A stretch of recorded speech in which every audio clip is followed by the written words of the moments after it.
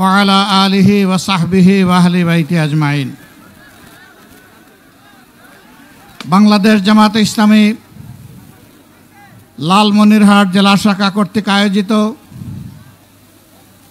তপ্ত দুপুরে আজকের এই বিশাল জনসভার সম্মানিত সভাপতি, লালমনিরহাট জেলা শাখা বাংলাদেশ জামাত ইসলামের সম্মানিত আমির, বিশিষ্ট আইনজীবী জনাব অ্যাডভোকেট আবু তাহের, মঞ্চে বসা বাংলাদেশ জামাত ইসলামীর কেন্দ্রীয় নির্বাহী পরিষদের অন্যতম সদস্য, রংপুর দিনাজপুর অঞ্চলের সম্মানিত পরিচালক, বিশিষ্ট আলেমে দ্বীন জনাব মৌলানা আবুল হাসানাত মোহাম্মদ আব্দুল আলিম, কেন্দ্রীয় স্থানীয় জেলা নেতৃবৃন্দ, বন্ধু সংগঠন সমূহের নেতৃবৃন্দ, সকল ধর্মের বিশিষ্ট নেতা এবং ব্যক্তিবর্গ, আজকের এই জনসভায় উপস্থিত প্রিয় লালমনিরহাটের সম্মানিত ভাই ও বোনেরা, সাংবাদিক বন্ধুগণ, আল্লাহ তাবারক ওয়া তাআলার শুকরিয়া আদায় করছি যে আল্লাহ রাব্বুল আলামিন উন্মুক্ত পরিবেশে আজ আপনাদের সামনে দুটি কথা বলার জন্য দাঁড়াবার সুযোগ দান করেছেন। আলহামদুলিল্লাহ। এ অবস্থা আজ থেকে 1 বছর আগে ছিল না, গত 15-16 বছর ছিল না। জনগণের মুখের ভাষা কেড়ে নেওয়া হয়েছিল, জনগণের বাঁচার অধিকার কেড়ে নেওয়া হয়েছিল, জনগণের কর্মসংস্থানের অধিকার কেড়ে নেওয়া হয়েছিল, জনগণের ইজ্জত আবরু কেড়ে নেওয়া হয়েছিল। বাংলাদেশকে একটি জীবন্ত কারাগারে পরিণত করা হয়েছিল। ভিতরের কারাগার থেকে বাইরের কারাগার ছিল আরো দুঃসহ। ভিতরের কারাগারে অন্তত নতুন করে মামলা দেওয়ার সুযোগ ছিল না। বাইরের কারাগারে থাকলেই প্রতিনিয়ত বিরোধী দলীয় নেতাকর্মী, আলিম উলামা, বিভিন্ন সম্প্রদায় ধর্মের লোকের বিরুদ্ধে অব্যাহত মামলা দেওয়া হয়েছে। তারা চেয়েছিলেন মামলা করে, হামলা করে, খুন করে, পঙ্গু করে, আয়না করে, বন্দি করে এই বাংলাদেশের মানুষের কণ্ঠকে স্তব্ধ করে দেবেন। কিন্তু ইতিহাস কি বলে? ইতিহাস বলে এইভাবে মানুষকে দাবিয়ে রাখা যায় না। তারা বাংলাদেশের বিপ্লবী জনগণকেও দাবিয়ে রাখতে পারেননি। 15.5 বৎসরের ধারাবাহিক আন্দোলন, ত্যাগ এবং কোরবানি সব কিছুর শেষ প্রান্তে দাঁড়িয়ে আমাদের যুব সমাজের নেতৃত্বে তারা গদি ছাড়তেই শুধু বাধ্য হননি, তারা দেশ ছাড়ে পালিয়ে গেছেন। আমরা বলি এদেশের সত্যিকারের নাগরিক যারা, তারা কখনোই দেশ থেকে পালানোর চিন্তা করে না। যারা দেশকে ভালোবাসে তারা দেশ ছেড়ে পালায় না। যারা দেশকে ভালোবাসে কানাডা, মালয়েশিয়ায় তারা বেগম পাড়া গড়ে তুলে না। যারা দেশকে ভালোবাসে দেশের টাকা চুরি করে বিদেশে পাচার করে না। যারা দেশকে ভালোবাসে জনগণের ট্যাক্সের টাকায় কিনা অস্ত্র আর গুলি জনগণের বুকে তাক করে না। তারা সবই করেছেন। তারা চেয়েছিলেন অতীতের ফ্যাসিস্টের শিরোমণি ফেরাউনের মতো এই দেশকে নিয়ন্ত্রণ করতে।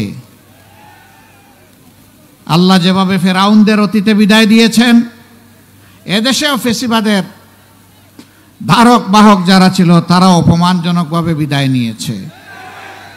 এমনকি যাওয়ার সময় নিজের সহকর্মীদেরকেও বলে যেতে পারেনি যে আমি অমুক জায়গায় চলে যাচ্ছি।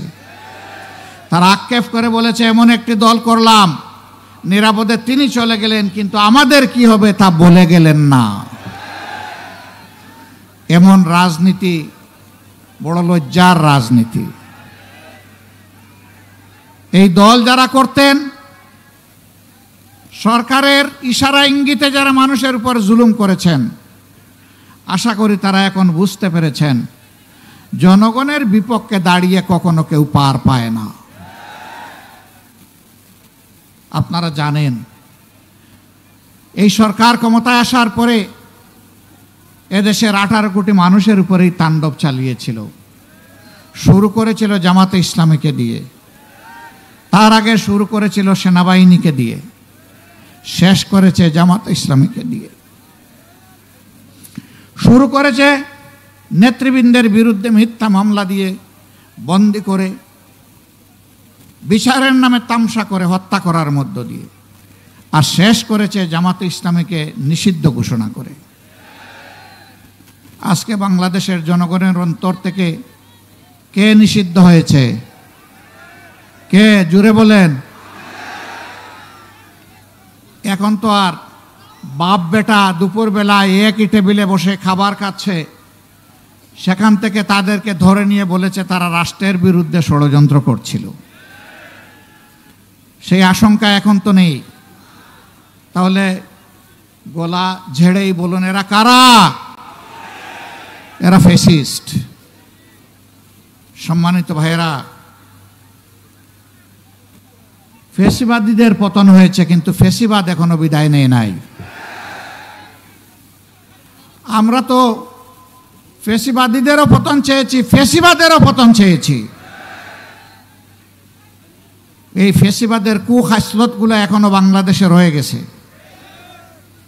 এখনো বাংলাদেশের মানুষ এক শ্রেণীর রাজনৈতিক কর্মী নামের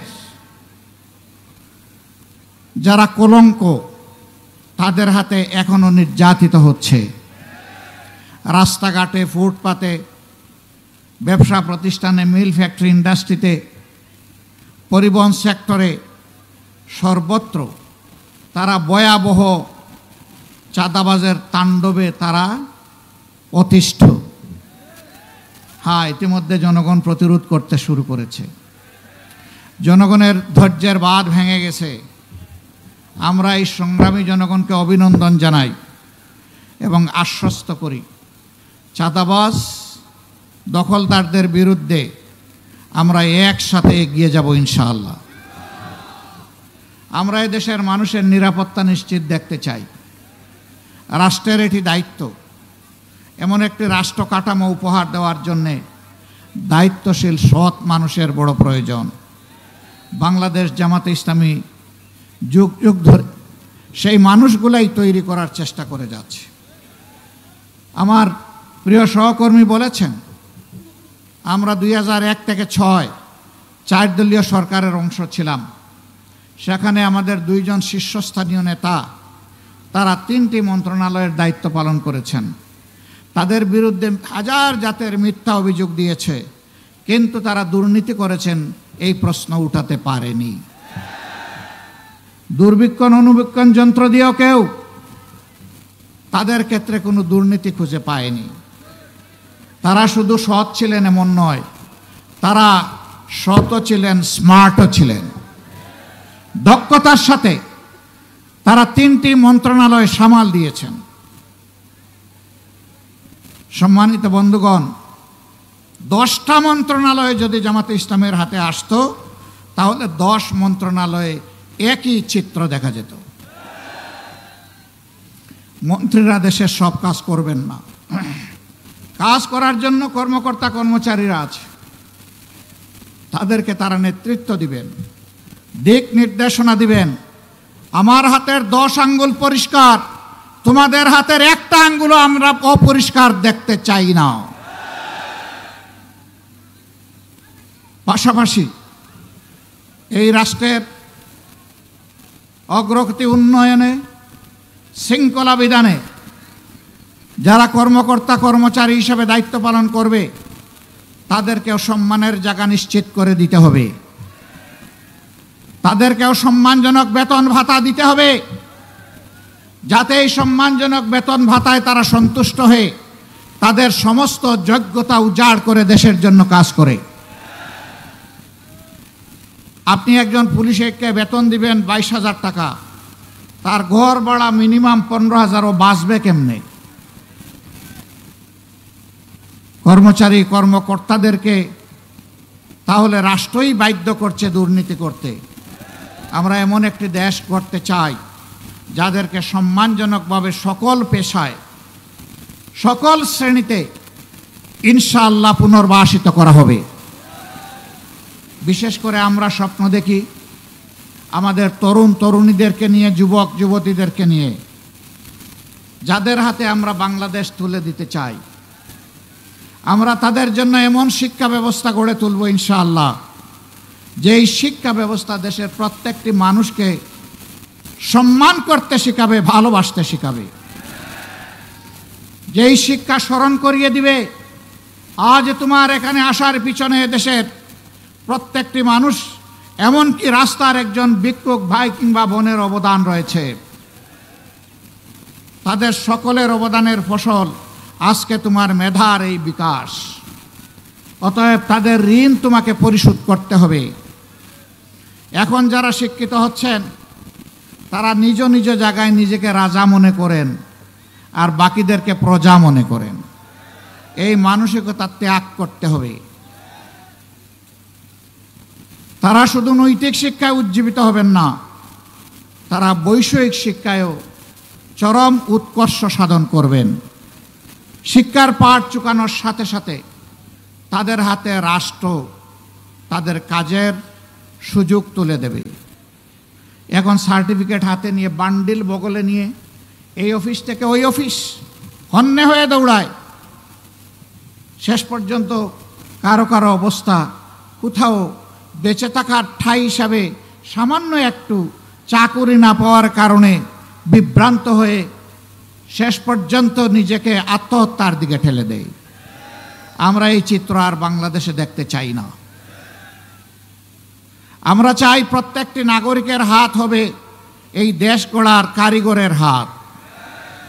একজন কৃষক মাঠে ফসল ফলাবেন সর্বোচ্চ বৈজ্ঞানিক প্রযুক্তি প্রয়োগ করে। পরিশ্রম হবে সহনীয়, উৎপাদন হবে অভাবনীয়। আবার উৎপাদিত দ্রব্য তার মার্কেট প্রাইস নিশ্চিত করে কৃষককে উৎসাহিত করতে হবে। যে সমস্ত কৃষি পণ্য তৈরির পর, উৎপাদনের পর নষ্ট হয়ে যাওয়ার, পচে যাওয়ার আশঙ্কা থাকে, জায়গায় জায়গায় সেখানে কৃষি পণ্য সংরক্ষণাগার গড়ে তুলতে হবে এবং রাষ্ট্রকে তার পূর্ণ সহযোগিতা দিতে হবে, পৃষ্ঠপোষকতা করতে হবে। আমাদের মায়েরা, আমাদের বোনেরা, আমাদের মেয়েরা একই শিক্ষায় তারা শিক্ষিত হবে। তাদের হাতগুলো দক্ষ কারিগরের হাত হিসাবে গড়ে তোলা হবে। যারা কর্মক্ষেত্রে প্রবেশ করতে আগ্রহী তাদেরকে তাদের যোগ্যতার ভিত্তিতে উপযুক্ত জায়গায় কাজ তৈরি করে দেওয়া হবে। বর্তমানেও তারা কাজ করেন। সংসারের প্রয়োজনে, নিজের মেধার সুক্রিয়া আদায় করার জন্যে, কিন্তু দুটি জিনিসের বড় অভাব। তাদের জন্য সামাজিক কোনো নিরাপত্তা বলয় গত ৫৪ বছরে সরকারগুলো দিতে পারে নাই। তারা ইনশাআল্লাহ স্বপ্নের আগামীর বাংলাদেশে কাজ করবেন, যেখানে তারা মর্যাদা এবং নিরাপত্তা দুটোই পাবেন। এখন তাদের মর্যাদা এবং নিরাপত্তাই সমাজে স্বীকৃত নয়। অনেকে বলে জামাতে ইসলামী ক্ষমতায় গেলে মহিলাদেরকে কর্মক্ষেত্রে প্রবেশ করতে দিবে না। এটি সঠিক নয়। আল্লাহ রসুল সাল্লাল্লাহু আলাইহি সাল্লাম জীবনের সবচেয়ে কঠিন কাজ যুদ্ধে, সেখানেও নিজ স্ত্রীগণ এবং মহিলাদেরকে সুযোগ করে দিয়েছিলেন যুদ্ধ করার জন্যে। মহিলারা যদি যোদ্ধা হতে পারে তাহলে সমাজের কোন কাজটা তারা করতে পারবে না? আমি আগেই বলেছি, সম্মানও নিশ্চিত করা হবে, আবার নিরাপত্তাও তাদের জন্য নিশ্চিত করা হবে। এখন ঘর থেকে বের হলে অভিভাবকদের বুক দুরু দুরু করে কাঁপে যে সম্মান আর জীবন নিয়ে আমার মেয়ে, আমার মা, আমার বোন ঘর থেকে বের হয়েছে, একই সম্মান আর নিরাপত্তা নিয়ে আবার সে ঘরে ফিরে আসতে পারবে কিনা। রাসূল করিম সাল্লাল্লাহু আলাইহি সাল্লাম বলেছিলেন, এমন একটি রাষ্ট্র কোরআনের ভিত্তিতে আমি দুনিয়াবাসীকে উপহার দিয়ে যাব, সে যেই হোক, যে ধর্মের যে বর্ণেরই হোক, একজন তম্বি তরুণী সানা থেকে হাজার মাউত 4000 মাইল রাস্তা একাকী সে অতিক্রম করবে, কোনো জালিমের চক্ষু তার দিকে তুলে তাকানোর সাহস করবে না। কোরআন সকল মানুষকে সেই নিরাপত্তা নিশ্চিত করতে চায়।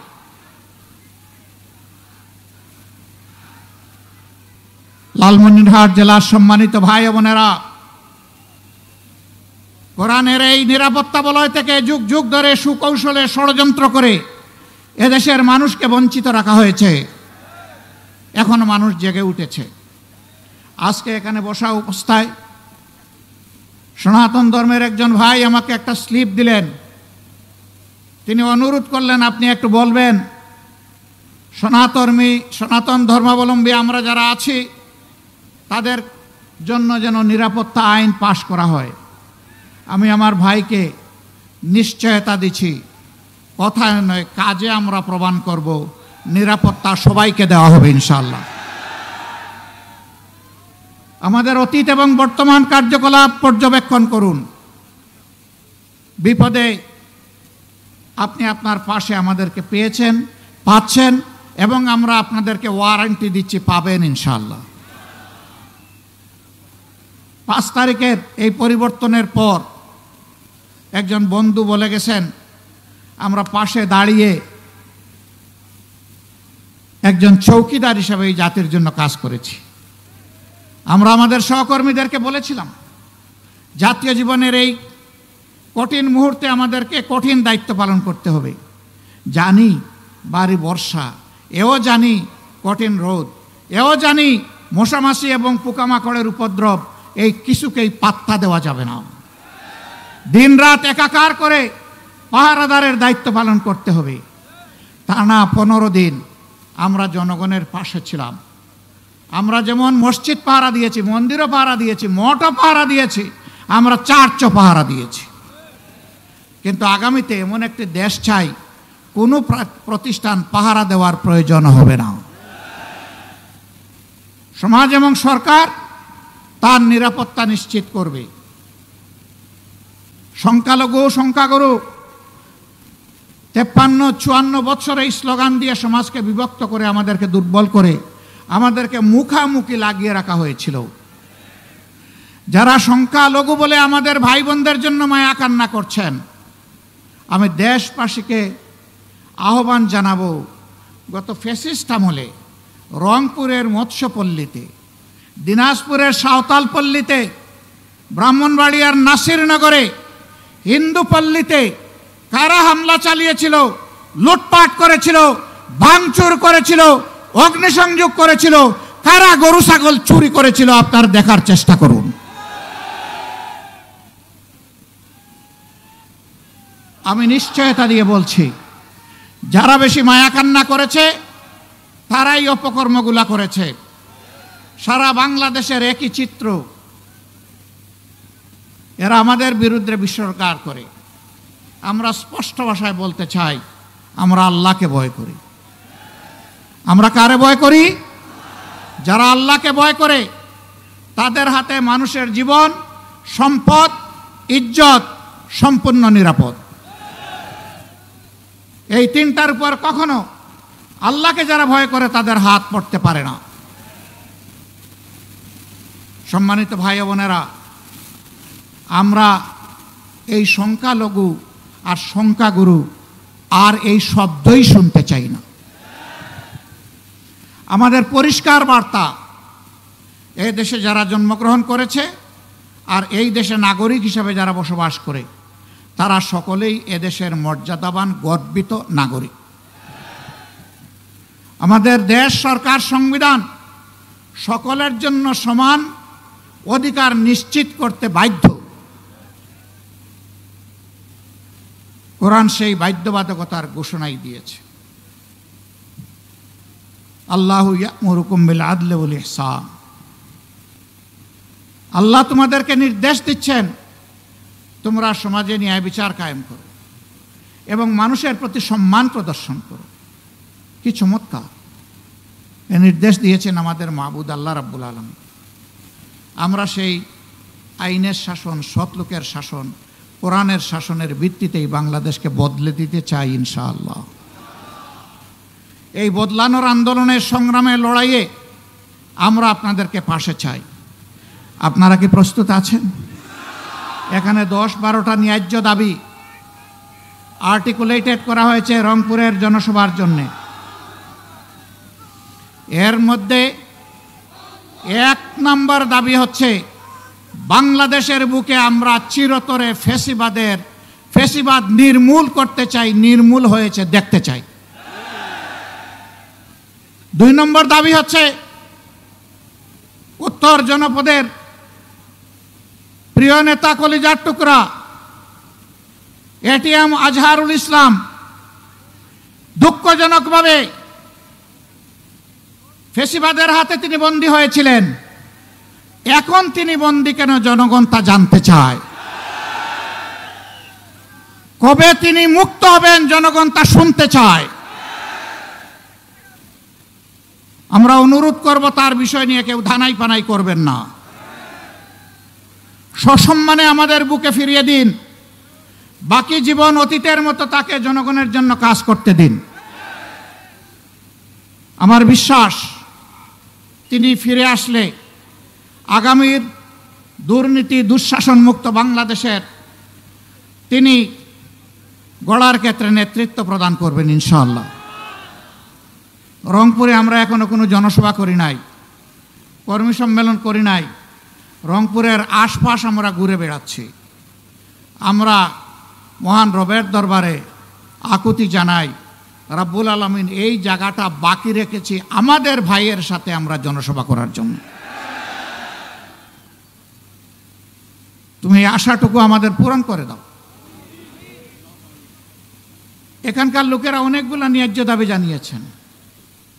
আমরা জানি বাংলাদেশ থেকে এটি একটি দূরবর্তী এলাকা, বর্ডার এলাকা। এই বর্ডার এলাকায় এই কেবল 2-3 দিন আগে আমাদেরই এক সন্তান হাসিনুর রহমান, সে একজন অতি সাধারণ শ্রমিক মানুষ, 1 ভাই 1 বোনের সংসার। বাড়িতে এসেছিল 5 দিন আগে, গিয়েছিল গবাদি পশুর জন্য সীমান্তের কাছাকাছি একটু ঘাস কাটতে। সেখানে বুকের উপর পা রেখে ঠান্ডা মাথায় গুলি করে তাকে খুন করা হয়েছে। খুন করে তার লাশটি টেনে হেঁচড়ে ওপারে নিয়ে যাওয়া হয়েছে। আমি জিজ্ঞাসা করি, সে কি মানুষ ছিল না? যারা হত্যা করেছে ওরা কি মানুষ নয়? কিভাবে ঠান্ডা মাথায় তাহলে একটি মানুষকে তারা সীমান্ত পেরিয়ে এখানে এসে হত্যা করতে পারে? এটি তো একটি স্বাধীন দেশ। আমাদের বিজিবি যারা আছে তারা কি ওই পারে গিয়ে এগুলা করে? কারণ আমরা তাদের স্বাধীনতায় বিশ্বাস করি এবং তাদেরকে সম্মান দেখাই। সেই সম্মানটুকু বাংলাদেশের জনগণের পাওয়ার অধিকার আছে। আমরা 53 বছর পাইনি। আমাদেরকে দাবিয়ে রাখা হয়েছে।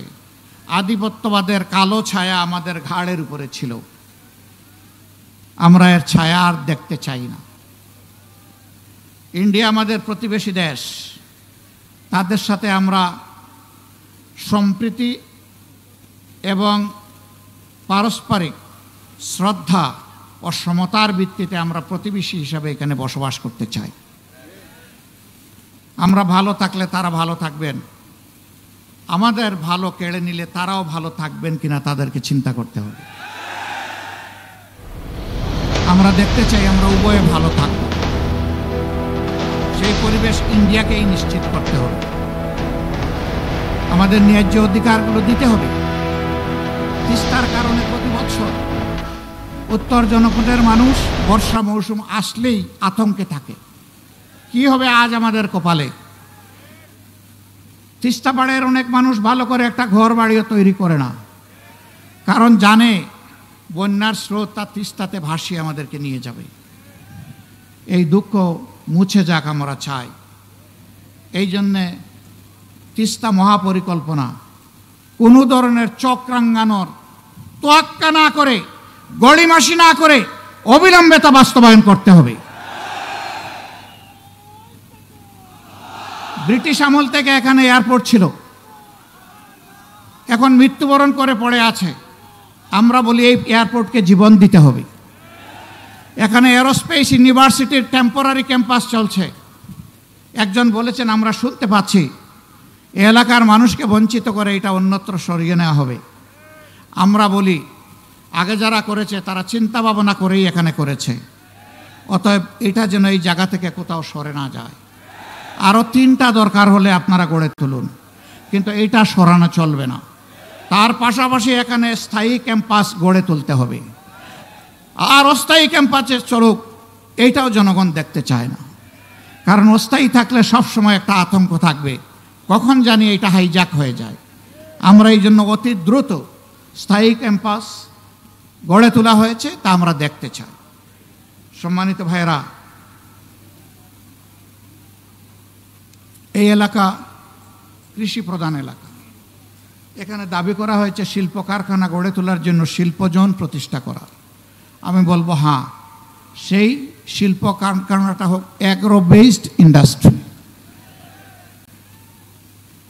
এখানে অ্যাগ্রো ইউনিভার্সিটি গড়ে তোলা উচিত, যাতে এই এলাকার মানুষ তাদের মেধারও বিকাশ ঘটাবে, আবার জমিতেও তারা সোনা ফলাবে, দক্ষতা অর্জন করবে, তারা দেশ এবং জাতিকে ভালো কিছু উপহার দেবে। এই জন্য এখানে একটা অ্যাগ্রো বেসড ইউনিভার্সিটি হওয়া উচিত। মেডিকেল কলেজ জেলায় জেলায় করলে ভালো, কিন্তু না করলে জনগণের স্বাস্থ্যসেবা নিশ্চিত করার জন্যে অবশ্যই মানসম্মত হাসপাতাল থাকতেই হবে এখানে। তা এখন নেই। এখানে যাদেরকে পোস্টিং দেওয়া হয় ঢাকা থেকে দূরে, তাদের যান ঢাকায় থাকে আর দেহ থাকে লালমনিরহাটে। তারা অনেকে নিয়মিত আসেনও না, আর আসলে শুধু গড়ি দেখতে থাকেন কখন টাইম শেষ হবে। এরকম করে মানুষকে সেবা দেওয়া যায় না। সেবার টেকসই পরিবেশ নিশ্চিত করতে হবে। দরকার হয় চিকিৎসক, technocrat, technologist, nurse, ancillary staff যারা আছে তাদের জন্য এখানে কর্ম পরিবেশ নিশ্চিত করতে হবে, যাতে তারা এখানে সন্তুষ্ট চিত্ত থেকে মানুষকে সন্তুষ্ট মনে দায়িত্ব পালন করে তারা সেবা দিতে পারে। সম্মানিত বন্ধুগণ, রাষ্ট্রের অনেক সমস্যা, আপনাদেরও অনেক সমস্যা। এই সমস্যাগুলো যারা সৃষ্টি করেছিল, ক্ষমতাকে কিয়ামত পর্যন্ত টিকিয়ে রাখার জন্য যারা একেবারেই বেপরোয়া হয়ে উঠেছিল, মানুষের জীবন যাদের কাছে কোনো জীবনই ছিল না, ক্ষমতার শেষ প্রান্তে তারা নিজেদের ক্ষমতা ধরে রাখতে সরাসরি স্পষ্ট দিবালুকে মানুষের বুকে গুলি ছুড়ে হাজার হাজার মানুষকে তারা খুন করেছে। 15.5 বছর তারা খুন করেছে, গুম করে আয়না করে বন্দি করে রেখেছে। 24,000-এর ঊর্ধ্বে মানুষকে জীবনের তরে পঙ্গু করে দিয়েছে। কেউ চোখ হারিয়ে অন্ধ, কেউ হাত পা হারিয়ে পঙ্গু, কেউ আবার স্পাইনাল কর্ডে বুলেট ইঞ্জুরি নিয়ে প্যারালাইজড হয়ে হাসপাতাল কিংবা তার বাড়ির বিছানায় ছটফট করছে। এই অবস্থায় যে কোনো নির্বাচনের আগে অবশ্যই 2টি কাজ সম্পন্ন করতে হবে। একটি হচ্ছে খুনিদের বিচার, এ বিচার দৃশ্যমান হতে হবে। আরেকটি হচ্ছে প্রয়োজনীয় সংস্কার। এই 2টা ছাড়া বাংলাদেশের জনগণ কোনো নির্বাচন মেনে নেবে না। প্রধান উপদেষ্টা বারবার তিনি ঘোষণা দিয়েছেন, এবারের ডিসেম্বর থেকে আগামী বছরের জুনের মধ্যে ইলেকশন হবে। আমরা প্রধান উপদেষ্টাকে বিনয়ের সাথে বলবো, আমরা ইলেকশন চাই, আমরা সুষ্ঠু নির্বাচন চাই। আর আমরা চুরি চামারি, কালো টাকার পেশি শক্তির প্রভাবযুক্ত নির্বাচন দেখতে চাই না। এই জন্য নির্বাচনের জন্য অবশ্যই সমতল মাঠ তৈরি করতে হবে। এ দায়িত্ব পালনে আপনারা আমাদের যত ধরনের সহযোগিতা চাইবেন, সকল সহযোগিতা দেওয়ার জন্য আমরা প্রস্তুত রয়েছি। কিন্তু বিচার আর সংস্কার এই দুটো করে অবশ্যই নির্বাচনের পরিবেশ নিশ্চিত করতে হবে। সংগ্রামী বন্ধুগণ, কঠিন রোদের মধ্যে দাঁড়িয়ে আপনারা দীর্ঘক্ষণ ধরে আমাদের কাছ থেকে বক্তব্য শুনেছেন। আমরা প্রীত, আমরা কৃতজ্ঞ। আপনারা দেশ এবং জাতির দায়িত্বশীল নাগরিক হিসাবে দায়িত্বের একটা অংশ পালন করতে এখানে এসেছিলেন। আপনাদের সকলকে অভিনন্দন এবং ধন্যবাদ। আমাদের এই বক্তব্যগুলো ঘরে ঘরে আপনারা পৌঁছে দেবেন। মা বোনদেরকে বলবেন, ইনশাআল্লাহ আগামীর বাংলাদেশ কোরআনের ভিত্তিতে যখন গড়ে তোলা হবে, তখন আপনাদেরকে মায়ের মর্যাদায় মাথায় তুলে আমরা সম্মান করব। বোনদেরকে বলবেন, আপনাদের জন্য এই সমাজকে নিরাপদ এবং মর্যাদাপূর্ণ করে তোলা হবে। মেয়েদেরকে বলবেন, তোমাদেরকে সুনাগরিক হিসাবে গড়ে তোলার জন্য আমরা আমাদের চেষ্টার কোনো ত্রুটি করব না। বিভিন্ন ধর্মের ভাই বোনদেরকে বলবেন, ধর্মের ভিত্তিতে আর বাংলাদেশকে আমরা খণ্ড খণ্ড করতে দেব না। আমরা একসাথে শান্তি এবং ভালোবাসা নিয়ে, পারস্পরিক ভালোবাসা নিয়ে আমরা বসবাস করব। বিপদে এবং সুখে আমরা পরস্পরের সঙ্গী হব, পাশে থাকব। এইভাবেই আমরা বৈষম্যমুক্ত, দুঃশাসনমুক্ত, দুর্নীতিমুক্ত বাংলাদেশ আগামী দিনে উপহার দিতে চাই। এই লড়াইয়ে আমরা সারা দেশের মতো লালমনিরহাটের জনগণকে পাশে চাই, সাথে চাই, বুকে চাই। আপনাদের বুকের বিছানায় আমাদের জন্য একটু জায়গা চাই। আপনারা সেই জায়গা দিতে প্রস্তুত? মোবারকবাদ। আল্লাহ হাফিজ। বাংলাদেশ জিন্দাবাদ। বাংলাদেশ জামাতে ইসলামী জিন্দাবাদ। আসসালামু আলাইকুম ওয়া রাহমাতুল্লাহ।